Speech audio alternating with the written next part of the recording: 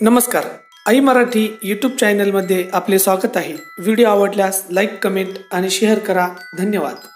सांगण्याचा मुद्दा असा की पोटामध्ये पाणी राहू शकत नाही, पोटामध्ये पाणी राहू शकत नाही आणि ते पूर्ण खाली येऊ शकत नाही. बरोबर आहे की नाही? ते घेणं आणि बाहेर जाणं फार महत्त्वाचं आहे. नुसतं पाणी घेत राहिलं तर आपण जगू का? किंवा नुसतं पाणी बाहेर टाकत राहिलं तर आपण जगू का? नाही ना. एका तासानंतर, सव्वा तासानंतर अलर्ट येतो, चला जाऊन या. बरं, ती जागा इतकी सुंदर आहे का तिकडे 1 तासानंतर व्हिजिट करावी? नाही ना. म्हणजे ते पाणी बाहेर आल्यानंतर अतिशय दुर्गंध. केमिस्ट्री स्टुडंट आहे, अमोनिया रिलीज होतो. काय? NH3 अमोनिया गॅशियस फॉर्ममध्ये रिलीज होतो, त्याचा दुर्गंध येतो. मग ते पोटात असताना ते काही सुगंधी असतं का? पोटात असताना सुगंधी असतं का? नाही ना. बरं, इथे दुर्गंध येतोय का? नाही ना. कशामुळे दुर्गंध येत नाही? सगळेजण सेंट मारून आलाय का? नाही ना. तरी दुर्गंध येत नाहीये. बरं, विष्ठा आहे ना का पूर्ण पोट खाली झालंय? सगळे ऐकताय ना का ध्यानामध्ये गेला? काय सांगता येत नाही, कारण ट्रेनिंग जर प्रॉपर झालं असेल ना तर ऐकता येतं ध्यानात वगैरे जायचा. त्याला मी अक्षरशः घाबरते. म्हणजे पोटात विष्ठा सुद्धा आहे ना, पण दुर्गंध, घाण, गलिच्छ असं काही आहे का? नाही. का नाहीये हे? कारण त्याच्यावरती पॅकिंग आहे. कसली पॅकिंग आहे? कसली? शरीराची. बरोबर आहे की नाही? लोक अध्यात्मामध्ये, स्पेशली आमच्या वारकरीमध्ये एक ट्रेंड आलाय. सगळेजण म्हणतात की आयुष्य खूप सुंदर आहे, आयुष्य खूप सुंदर आहे, प्रभूचं नावच सुंदर आहे, हे शरीर युजलेस आहे, शरीराला काही अर्थ नाहीये, शरीराचा काहीही सहभाग नाहीये, शरीरावरती ध्यान देऊ नका. कशावर ध्यान द्या? प्रभूकडे ध्यान द्या. अरे काय लावलंय? शरीर.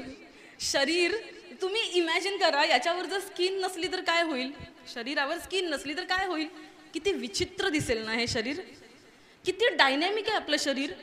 एखादी गोष्ट तुम्हाला आठवत नसते पण ती कधीतरी आठवते. ते आठवून देणारं कोण असतं?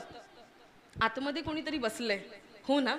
तो आतमध्ये बसलाय म्हणून हे शरीर डायनॅमिक आहे. शरीरामध्ये, मेंदवामध्ये एकूण 30 कोटी सेल आहेत. किती? 30 कोटी. ऐकताय ना? 30 कोटी. तुम्हाला पेनड्राईव्ह मध्ये, पेनड्राईव्हची कपॅसिटी किती असते? 7 GB, 32 GB, 16 GB. एका सेलची कपॅसिटी मेंदवाच्या आहे 7 GB. किती? 7. मग 30 कोटी सेल्सची कपॅसिटी किती झाली? कॅल्क्युलेट करा. आणि आपला मोबाईल, त्याची मेमरी असते 16 GB, 32 GB. आपल्याला त्याचं किती कौतुक असतं ना. बापरे, काय कौतुक त्या मोबाईलचं आपल्याला. पण आपली मेमरी किती आहे? पण आपण तेवढी वापरतो का? हा, वापरतो का आपण तेवढी मेमरी? आईन्स्टाईन होऊन गेला ज्याने आपला ब्रेन यूज केला होता 3 ते 4% दरम्यान. किती? 3 ते 4%. म्हणजे उरलेला ब्रेन काय झाला? वाया झाला. सरासरी माणूस हा ब्रेन किती यूज करतो? 1.5 to 2.5. त्याच्या पलीकडे यूज करत नाही. अरे लावले काय आपण या शरीराला? समजले काय आपण? कसा वापर करतोय त्याचा? कोणीतरी हाताला स्पर्श करावा सत्संगामध्ये बसल्या बसल्या आणि मागे वळून आपण त्याला हे कळत नाही का तुला? कसं काय होतं? आधी हाताला स्पर्श होतो. म्हणजे तुम्ही असं बोलणार नाही, मी आमच्या इकडचं बोलते, इथलं बोलत नाहीये. तर हाताला स्पर्श केल्यानंतर सिग्नल डायरेक्ट इथे जातो आणि इथून सिग्नल इथे येतो आणि इथून शब्द बाहेर पडतात. What a dynamic system of your body. आपलं शरीर इतकं डायनॅमिक आहे आणि लोक म्हणतात की देवाने मला काहीच दिलं नाही, देव माझ्यासाठी काहीच करत नाही. देवा तू आहेस की नाही आहेस? मी म्हणेन, मूर्खा, तुला दिसतंय की नाही दिसत आहे? कधी आरशात बघतोस का? या जगामध्ये जेवढी पॉप्युलेशन आहे, महाराज, त्यांचे फिंगरप्रिंट सुद्धा सारखे नाही आहेत. फिंगरप्रिंट्स, हातावरच्या रेषा आहेत ना, त्याही एका व्यक्तीच्या दुसऱ्या व्यक्तीशी जुळत नाहीत. म्हणजे जन्माला येऊन गेले ना त्यांच्या पण जुळत नाहीत आणि पुढे जन्माला येतील त्यांच्या पण जुळत नाहीत. म्हणजे किती व्हरायटी आहे. इतकी व्हरायटी त्या ईश्वराने दिली आहे. आत्ता ट्रेनमधून येता येता, म्हणजे कसं असतं माहिती आहे का, आपलं त्यांना चांगलाच अनुभव आहे, कीर्तन हे बाहेरून काढावं नाही लागत, असं ग्रंथांमधून वगैरे शोधून नाही काढावं लागत. कीर्तन, प्रवचन, अध्यात्म हा सगळा प्रवास ना आजूबाजूचं बघून आणि त्याला कोरिलेट करायचं असतं. पिंडी ते ब्रह्मांडी आपल्याशी कोरिलेट करायचं असतं. वाया ग्रंथ. कळलं ना? बाजूच्या जगाला आपल्याशी कोरिलेट करायचं असतं वाया ग्रंथ. ग्रंथांनी कोरिलेट करायचं असतं बस. ती मुलं ट्रेनमध्ये काय एक एक विचित्र शब्द वापरत होती, अक्षरशः लाज वाटली. मागे कॉलेजची बॅग अडकवली आहे, कुठल्या तरी स्टेशनला उतरणार होते, कॉलेजची मुलं होती. प्रत्येक शब्दाला म्हणजे असं म्हणतात ना इंटरनेटवरती आपण स्टार मारतो अशा शिव्या, डॅश डॅश डॅश टू, टी व्हीवरती येतं ना टंग, अशा टाईपच्या शिव्या प्रत्येक वाक्याला ती मुलं घेत होती. त्यांना आईवडिलांनी सांगितलं नसेल का कधी शिव्या देऊ नका? सांगितलं नसेल का? सांगितलं असेलच ना. महाराज, मी ना माझ्या ग्रॅज्युएशनला असताना आमच्या आईने लावलेली सवय होती की स्वतः बाहेर पडायचं, शिकवण्या घे पण स्वतःची स्वतः पॉकेट मनी कमाव. हा माझ्या आईने मला दिलेला संस्कार होता. तर ग्रॅज्युएशनला असताना दुसऱ्या वर्षापासूनच मी बाहेर क्लासेसवर लेक्चर द्यायला गेलेली. तर व्हायचं काय, आपलं वय कमी, समोरची मुलं आपल्यापेक्षा काही वर्षांनीच लहान, त्याच्यामुळे काय टिंगल टवाळी सुरू, एक एक शब्द मागून फेकणार, एक एक शब्द प्रत्येक ठिकाणी. अगदी मी आठवड्याला 4-5 क्लासेस कव्हर करायची, प्रत्येक ठिकाणी नवीन अनुभव येणार. आणि 10वी-12वीची मुलं, मी मोठ्या क्लासेसवरतीच लेक्चर्स घेतलेत, तर त्यांना मागे वळून मी एकच वाक्य बोलायची, मुलांना जे काही बोलताय ना ते तुम्ही बोला, कोणाला मी कधीच अडवत नाही. म्हणजे कोणीच जे रिअल हे असतात ना real spiritual people will not say no. Negativity त्यांच्या कुठेच दिसत नाही, मग ती आज्ञेतही दिसत नाही. आता मुलांना बोलतील ती गोष्ट वेगळी आहे. तर ते विद्यार्थी होते ना, ते अतिशय वाईट शब्द वापरायचे.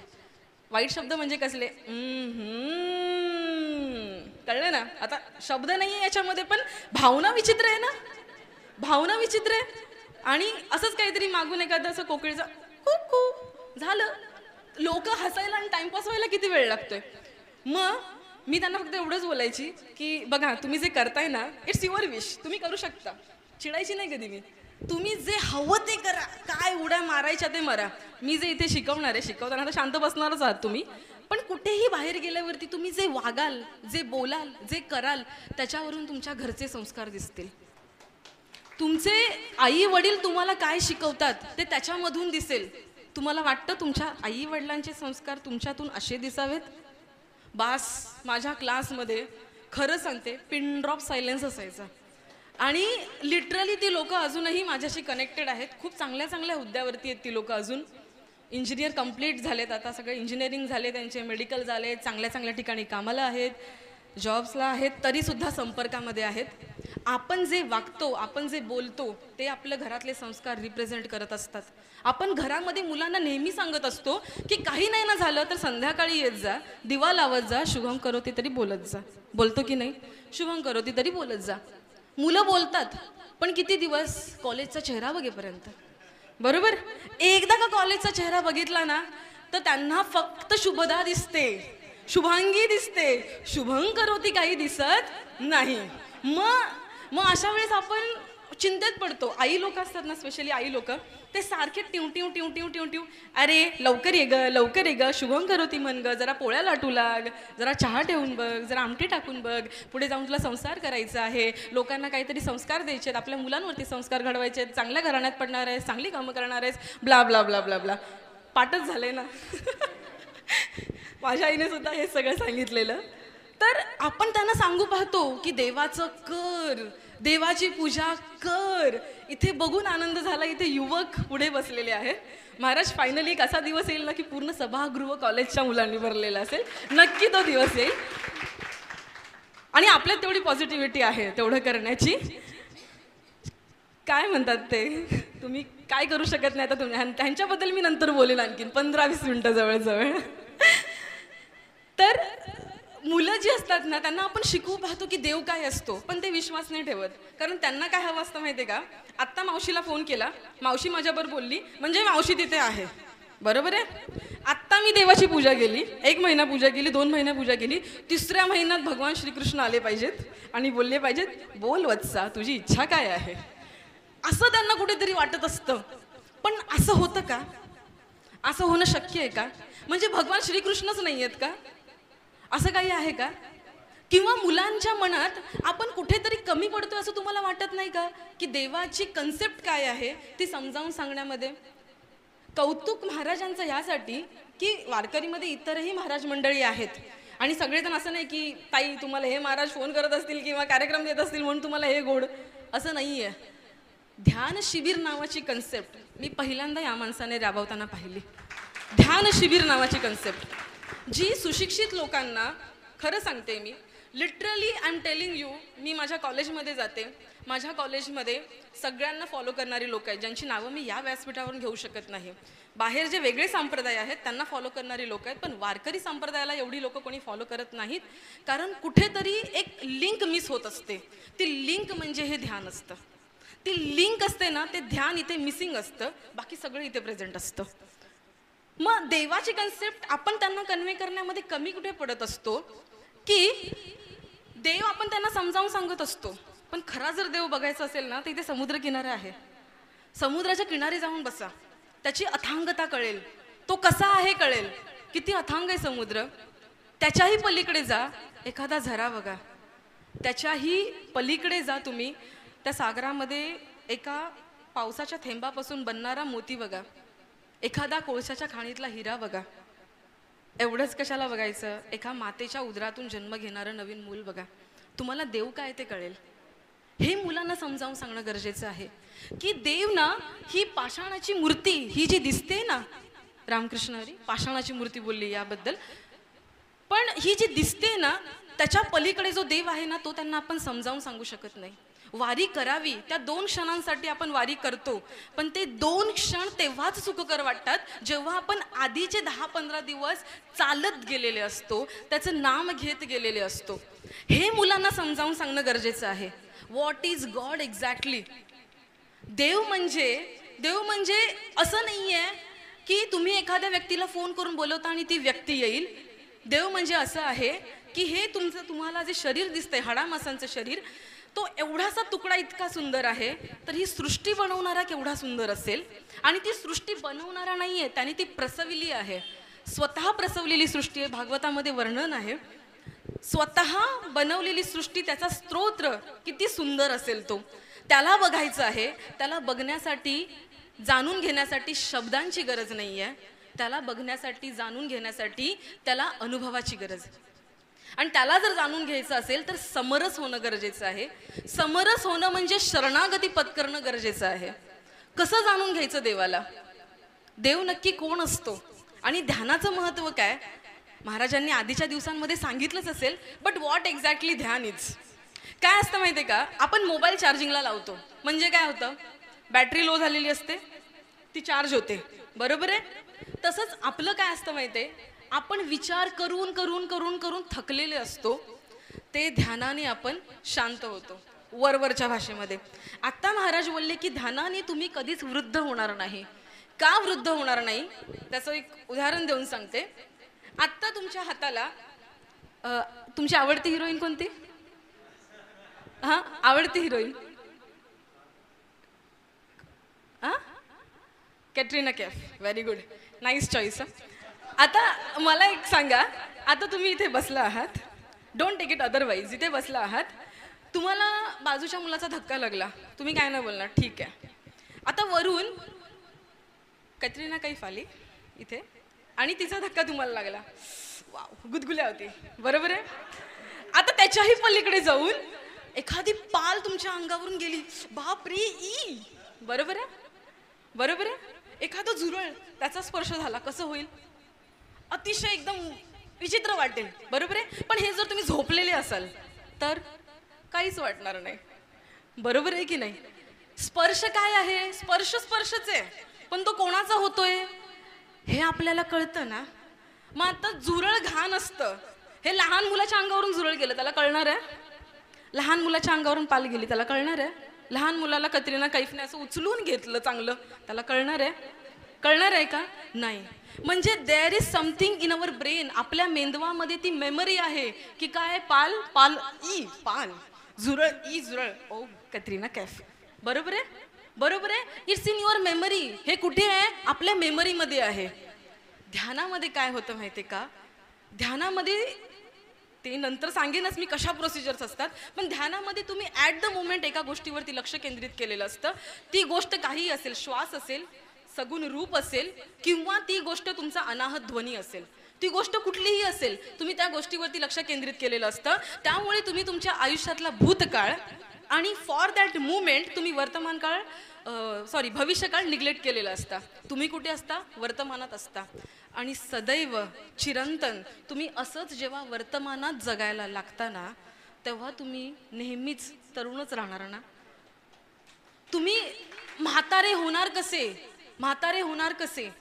ध्यानामध्ये एवढी ताकद आहे की इट इज सायंटिफिकली प्रूव्हन. आता आम्हाला हे सारखं बोलायला लागतं, कारण हल्ली असं तुका म्हणे या शब्दामध्ये ताकद आहे आपल्यासाठी बरं का, या शब्दात ताकद आहे. पण जी भावी पिढी आहे त्याला आधी आईन्स्टाईन म्हणे आणि मग तुका म्हणे सांगायचं. मग त्यांना सांगितलं ना की मग त्यांना कळतं, हां मग बरोबर बोलला. ते इलेक्ट्रॉन प्रोटॉनचं उदाहरण होतं ना, ICT मध्ये ग्रुपला घेऊन सांगितलं, ते लास्ट व्याख्यानला डिस्कस केलेलं.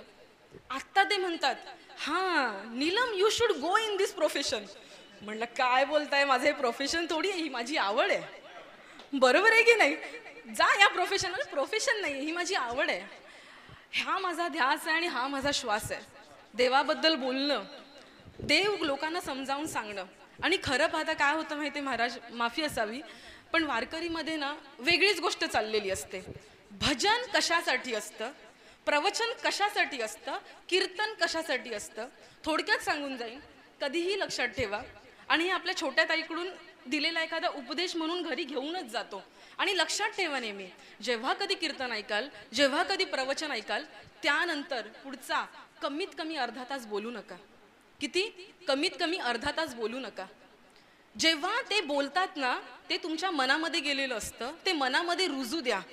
जे रुजतं ना तेच चिंतन रूपातून बाहेर येतं आणि चिंता नष्ट करतं. कळलं? ते चिंतन रूपातून बाहेर येतं आणि चिंता नष्ट करतं. पण ते जर रुजलं नाही ना, ते जर मुरलं नाही ना, तर जे ऐकलं त्याचा काहीच फायदा नाही आहे. स्वतःची मनं दगड नका होऊन देऊ. स्वतःची मनं ती ओली माती असू द्या. ती ओली माती म्हणजे काय? मौन पाळला पाहिजे.